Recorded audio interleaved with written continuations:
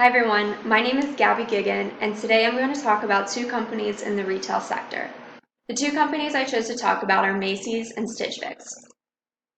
I'm first going to talk about my more traditional company, Macy's. So most of you are probably very familiar with Macy's, but I'm going to share some facts that you probably don't know. Macy's is a retail company that's actually one of the top retailers in our nation currently. The headquarters are located in Cincinnati, Ohio, and the CEO is the man named Jeffrey Jeanette, who was appointed CEO back in March of 2017. Macy's operates stores, a website, and mobile application, and offers a variety of different products, from apparel to accessories to cosmetics, home furnishings, and things of that nature. The company is still very successful today, as it clearly shows with their fiscal year 2018 sales ending right around $25 billion. Currently, Macy's employs 130,000 employees, and they're operating 870 stores. So I knew Macy's had been around for a while, but I was actually very surprised to hear it's been around for over a century. So I thought I would just go through the years and highlight some of their big moments. So back in 1858 is when Macy's began. The company began by a man named Rowland H. Macy, who started the company with just a small store called R.H. Macy & Co. as a dry goods store in New York City. The first day sales of the company ended at $11.06, which back in the day that was very successful. Then in 1924, Macy's Herald Square location, which is also in New York City, became the largest store in the world.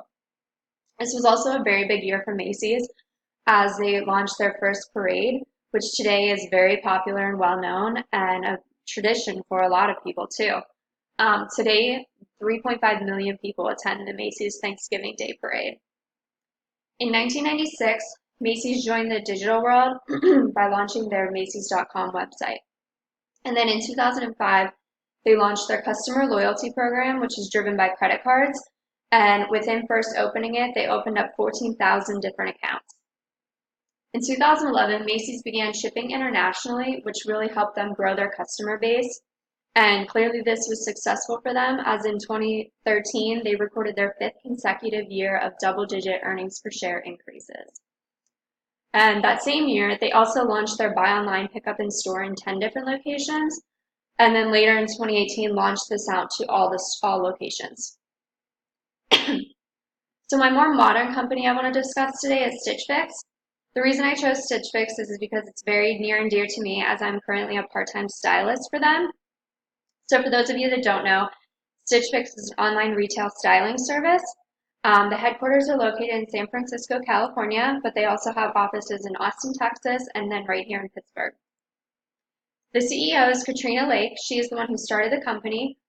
She started the company as a college student back in 2011, who simply just wanted a better shopping experience and wanted to reinvent the retail experience for customers. This is a completely digital service operating on a website and an app. The company, in its 8 short years of life, has done very successfully, as their fiscal year 2018 sales ended at $1.2 billion. And the company today currently employs around 6,600 employees. So I also just wanted to highlight some of the key moments of Stitch Fix. Stitch Fix, being a very digital company, I think was able to move very fast and upbeat in the short time period that it's been functioning. So like I said, they started back in February 2011, and in April 2011, the first 29 fixes were shipped to the clients. It was in November of 2011 that they actually launched the website, and then in June of 2012, the first warehouse opened up in San Francisco. After 2 short years of operating, the company shipped its 100,000th fix, which is mind-blowing. In July of 2013, they hired their first cohort of stylists, and starting out, the company was solely a women's regular clothing line. But in 2015, they actually launched their petite and maternity style lines. And then in September of 2016, they offered a men's line. March of 2017, they launched out their Stitch Fix Plus line for plus size women. And then just last year, they launched Stitch Fix Kids. So I want to talk a little bit about the customer base and loyalty for each of the companies.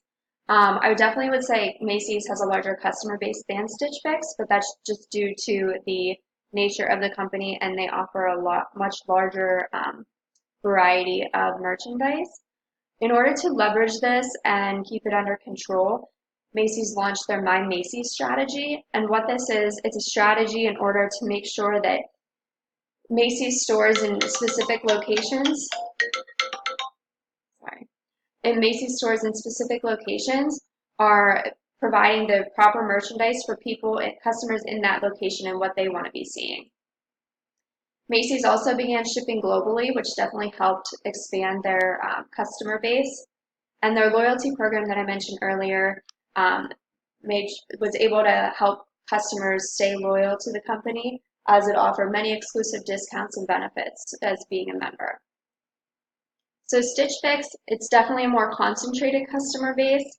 While they're not shipping globally like Macy's does, they recently, in the last year, just expanded to the UK, and I've heard it's been doing very successfully. They do focus on two different initiatives in order to keep retention that they rolled out recently.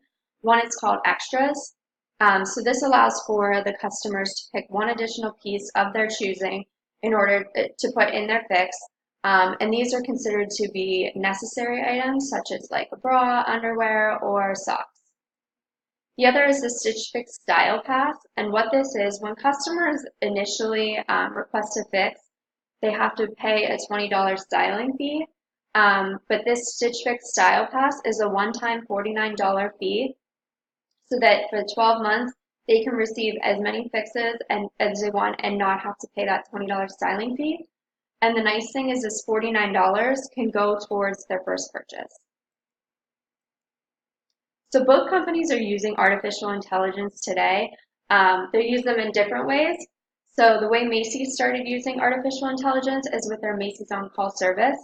And what this is it allowed for customers to, when they walk in the store, if they have a question, whether it's about an item or something in the location of the store or just anything relevant to that nature, they can go to this link and ask the question right from their smartphone right there and get it. They were provided an immediate response.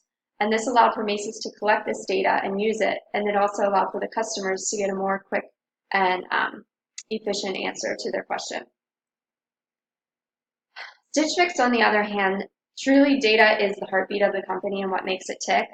Upon signing up, customers are asked a variety of different questions to collect all the necessary customer data in order to make sure that we're sending them pieces that we know are truly fit to their style. And then the stylist piece of that experience is that we come in and we are just making sure that we're building that customer relationship and really adding that personalized touch to the Fix. This has truly helped with our customer loyalty, and we have an 86% rate of returning customers. So both companies have went through some digital transformations over the years. Macy's actually restructured in order to focus on the digital e-commerce sector whenever it really started booming. So they actually closed 68 of their 880 stores in the last few years. And due to this, it cut 10,000 employees. But doing so, they were able to gain $550 million in funding that they could use for their digital business. So here they were able to capitalize on their mobile commerce, their marketing data and analytics, and their in-store pickup option for online orders. So Stitch Fix, like I said, they truly are data-driven and it's a completely digital service. All of this data that's collected is used in algorithms, and all the customer data is taken into consideration to help us truly make sure we are making it the best customer experience and making sure that we are giving them pieces that they want to be seeing. So like I said, they ask a series of questions up front that helps us collect data to make informed decisions. And then after receiving the fixes, customers go in and mark if they want to keep or return the items. And from there, they can also rate, how was the fit, how was the price, how was the style, and all of that data is also collected as well to help us continue to just be making it a better experience for each client.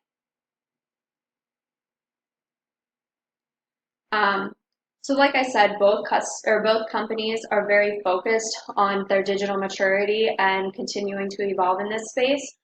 Macy's, their senior vice president and their head of digital technologies name is Yasir Anwar. He's been very successful in this front as he truly focuses on the customer and believes that without the customer centricity, you can't be successful because you need to make sure you're adding value to what the customer wants and needs are.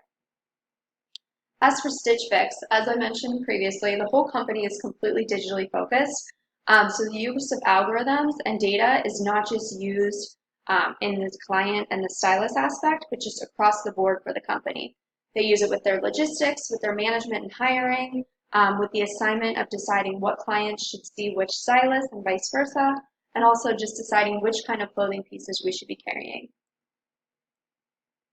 So in conclusion, obviously both companies are very digitally involved and advanced and are constantly evolving and advancing.